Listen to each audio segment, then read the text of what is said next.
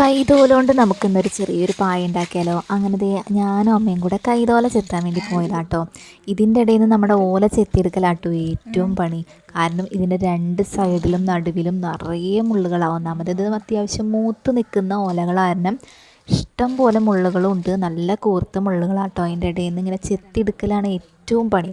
പക്ഷേ ഈ ഒരു ഏരിയയിൽ നിൽക്കുമ്പോൾ നമുക്ക് തന്നെ ഒരു കണ്ണിനൊരു കുളിർമയാണ്. അത്രയും ഭംഗിയാട്ടോ നമ്മുടെ ഇവിടെ കാണാനായിട്ട്.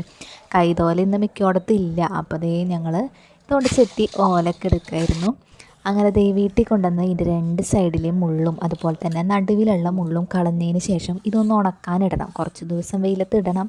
അപ്പോഴേ നല്ല പോലെ ഒന്ന് ഉണങ്ങി കിട്ടുള്ളൂ. ഞങ്ങളിപ്പോൾ വേഗം ഒന്ന് ആക്കിയെടുത്തതാണ്. അതിന് ശേഷം നമ്മളിതിങ്ങനെ റോളാക്കി വെക്കും കേട്ടോ. എനിക്ക് ഇതിൽ കണ്ടപ്പോൾ ഭയങ്കര ഇഷ്ടപ്പെട്ടു. നല്ലൊരു ഭംഗി, ഒരു പ്രത്യേക ഒരു ഭംഗി തോന്നി എനിക്ക്.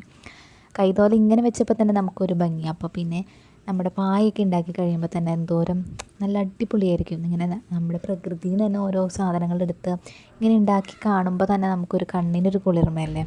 അങ്ങനെ അമ്മ പായ ഉണ്ടാക്കാനായിട്ട് തുടങ്ങി. അങ്ങനെ ചെറിയൊരു പായ എനിക്ക് ഉണ്ടാക്കി തന്നു കേട്ടോ. കുഞ്ഞതാണ്, പക്ഷെ കാണാൻ തന്നെ നല്ല അടിപൊളിയായിരുന്നു കേട്ടോ. അപ്പോൾ ഇതിൻ്റെ ഫുൾ വീഡിയോ ഞാൻ എൻ്റെ ചാനലിൽ ഇട്ടിട്ടുണ്ട്. അപ്പോൾ ആദ്യമായിട്ട് കാണുന്നവരാണെന്ന് വെച്ചാൽ ഒന്ന് സബ്സ്ക്രൈബ് ചെയ്തിട്ട് കാണാം.